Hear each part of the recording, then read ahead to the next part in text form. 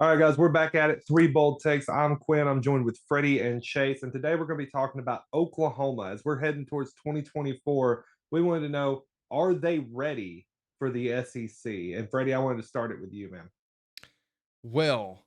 If you guys watched our Texas video, we did something extremely similar about are they ready for the SEC? My answer was that Texas was ready for the SEC competitively, program, status level, physicality level after coming off a playoff berth. My answer for Oklahoma is no.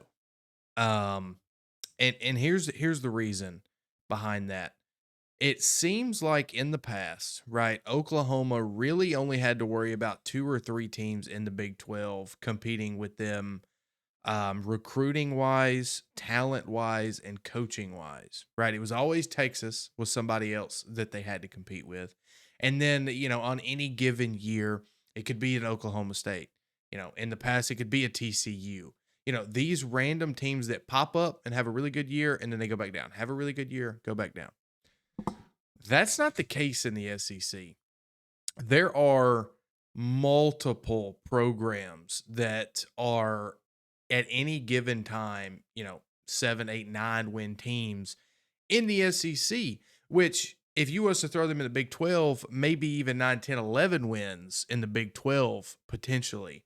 I'm talking your Georgias, your Alabamas, your LSUs, this upcoming year, Ole Miss, even last year, Ole Miss.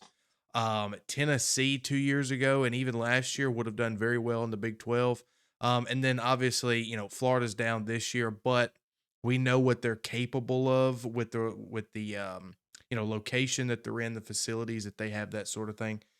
And when you look at Oklahoma's schedule next year, man, the SEC was like, look, what we're gonna do here is Texas is a bigger brand than you personally. Like they had their own Longhorn network, all that stuff. Like what we're gonna do is we're gonna give them the easier schedule of the two.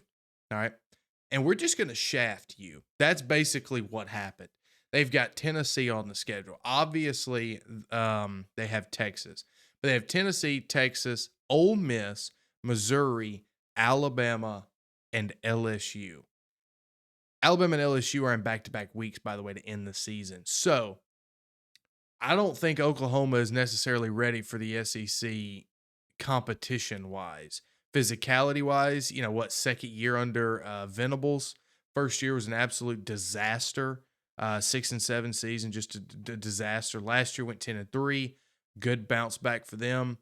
Um, but no, they're not ready to face an LSU at LSU. Guarantee you that game's going to be at night. They're not ready for that. They're not ready to face at Missouri because Missouri gets kind of crazy at their home games, or an at Ole Miss. Like even at Auburn. Auburn is one of the toughest places to play in the SEC. Like last year, Auburn's two best games that they played was at home against Georgia and at home against Alabama. Both were one possession games where they had the lead in the fourth quarter.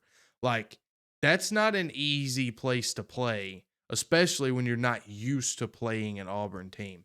So, no, Oklahoma is not ready. I think in 2 to 3 years, maybe, but coming in year one in 2024, absolutely not. Chase? Yeah, I think when you look at when I was watching their games last year, um, watching both Texas and Oklahoma, I was watching to see is this team going to be built for an SEC grueling schedule? Because you talk about SEC teams, Alabama playing the cupcake game before Auburn, all this different stuff. But when you look at other conferences like the ACC, the Big 12, the Pac 12, a lot of these games, except for maybe 2 or 3 on the schedule, are cupcake games for them, even if they are conference opponents. Let's just be real. I mean, West Virginia on here, UCF, Iowa State, guys, Tulsa. Like, I mean, come on. Like, some of these you're just like, okay, we should win this game. We're the better brand of football. We are the better team. And you can take those games off. And so looking at the schedule last year, when Oklahoma beat Texas, I was like, oh, maybe they're both ready to be in the SEC because Texas already was looking really good, beat Alabama earlier on in that year, and then Oklahoma then totally lost a few games down the road. Oklahoma State, Arizona that they shouldn't have lost late in the season. Um, And I'll say this, I'll make a really bold statement here for you guys. It's not like our name is Three Bold Takes or anything, but I'll make a bold statement. If there was no NIL, I definitely think both Texas and Oklahoma would be middle of the pack 7-5 teams. Texas with NIL has the better brand, has the more money to shell out some of these guys, getting some big name prospects to get them in Austin to play. So I think that's why Texas is probably better suited. But don't be surprised Oklahoma is a 7-5 team, a 6-6 team their first 2 years, 3 years. I think Venables is going to do a good job. I don't think his offense has been amazing because he is a defensive-minded coach. I think his offense can be better, and you're going to have to get it to be better playing in the SEC. But I definitely think Oklahoma out of the two is the worst of the two. And I think going through a grueling schedule like Freddie mentioned, who they have to play and just the amount of teams that they have to play that is just overly tough. I mean, you got Tulane, Tennessee, Auburn, Texas, South Carolina, Ole Miss. That's in a row. That's in a row. That's insane. So Oklahoma, I think, will definitely have a really tough time the first couple of years. Quinn? I'll start with this. Brady, will you do me a favor and look up their 4 non-con games while I start with this? I said Texas was going to be ready for 2024. And when I mean ready, I'm talking about they have a legitimate shot at the SEC title. When it comes to Oklahoma, I don't think that's the case. Not in 2024. Freddie, who are their non-con games? The first game of the year is Temple, then Houston, then Tulane, and then later in November, sandwiched in between at Ole Miss and at Missouri, they play Maine. Right. They're going to go 4-0 non-con. All right. I think in SEC play, you're looking at realistically 3-5 to 5-3 at the best case. So you're talking about a team that's going to go either 7-5 or 9-3. I don't think that's necessarily bad. I think Oklahoma is on a rebuild right now with Venables. Unlike Texas, they don't have like endless coffers to speed that up. So it's going to take them a little bit longer. If we're talking about going long-term SEC, I personally think y'all are being a little disrespectful to the brand of Oklahoma. We talked in the Texas video where I didn't think long term, especially when NIL starts, is eventually we're going to get regulation on NIL. There's no way you don't, because if you don't, the sport's doomed. When there is regulation on NIL, I said I think Texas is going to struggle in the SEC because you look at Texas's history, Southwest Conference, they ran it. The Southwest Conference was also all Texas schools, and Texas used their power in state legislature to really like get whatever they wanted in the Southwest Conference. You look at the Big 12, Texas got a lot of money, but how much success did they really have in the Big 12? They didn't. You know who did? Oklahoma. You know who ran the Big 8? Oklahoma. And you can say, oh, it's the Big 8, it's the Big 12. Nebraska is one of the 10 most successful programs in college football history. Oklahoma played them every season in a massive rivalry game until Nebraska went to the Big 10 in 2011. Missouri was a legitimate program. I mean, they're decent enough. They're not like a super cupcake. Colorado used to be way better than they are now. Colorado used to be one of the better programs in college football. And Oklahoma developed as a program playing all of those teams. All right. Oklahoma, in terms of on-field success, is one of the 3 best programs in college football history. They will eventually find their spot in the SEC. Like it's going to take time because they're in the middle of a rebuild right now. I think they got the right guy in terms of culture fit to make their program viable in Southeastern Conference play. You're also talking about a program who's made a living off playing SEC teams in bowl games and winning.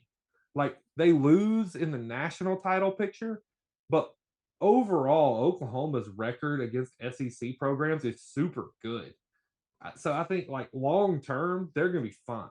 Obviously, 2024, I don't think they're going to be like world beaters. Like I said, I think at best they go 9-3, and that's being super optimistic. I really see them finishing more on the 7-5 side of things. However, 2025, 2026, when they start really getting their program going, by 2030, I think you could see Oklahoma in an SEC title game. I don't think they're going to beat Texas to the SEC title game because I think Texas is going to be able to throw NIL money around to get there while we're living in the Wild West. But I think if we're sitting here in 2050, I think you're going to see Oklahoma with more SEC titles than you do Texas. Whoa. Personally, I don't think that's that bold to say. Like they are the better program throughout multiple eras of football. Like that's just the reality of what Oklahoma is. That would be like if I wouldn't feel like if Alabama upped and moved to another conference that they would struggle to become a dominant force in that conference. Like I think it would just I mean, yeah, if they're in the middle of a rebuild, it's going to take them a couple of years, but eventually they're going to find that success. Oklahoma's the same way. Yeah, and You brought up a I good point. I just want to read off their record real quick, Quinn, because I wanted to look that up against SEC teams. Overall, Oklahoma's 110-49 with 8 ties against the current SEC teams. However, they're 0-3 in the college football playoff era in the college football playoffs against the SEC. 8-6-1 in bowl games against the SEC. So you could talk about the 110 whatever past success you want. What about in modern college football? It ain't what it used to be right now. Yeah, but So you could make a case there that the SEC is benefiting in a roster building perspective year over year of when you go out and you recruit these kids.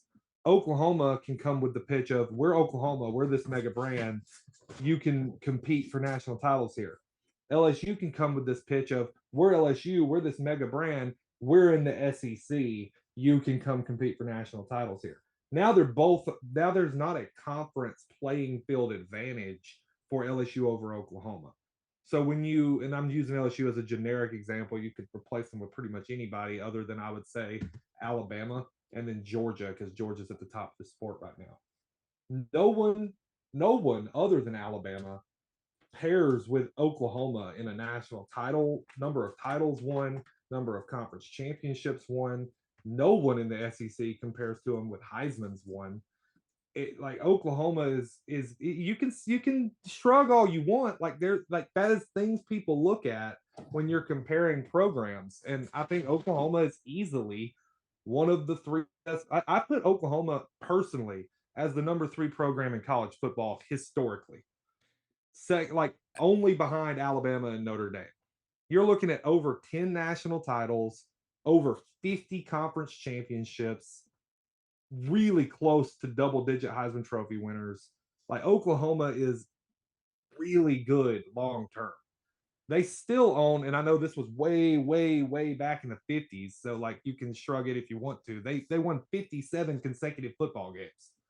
Like that's crazy. It's still the record to this I day. just people like you appreciate that and would think the way that you do. Oh, But people that are coming into college now, not only do they not care about that, but also that, I don't think it matters. that's fine. You know, I did a thing called Legacy Score where I went through and I picked up how many BCS bowl games you appeared in, playoff bowl games you appeared in, New Year's Six bowls. I took wins and appearances into account. I took national title wins into account.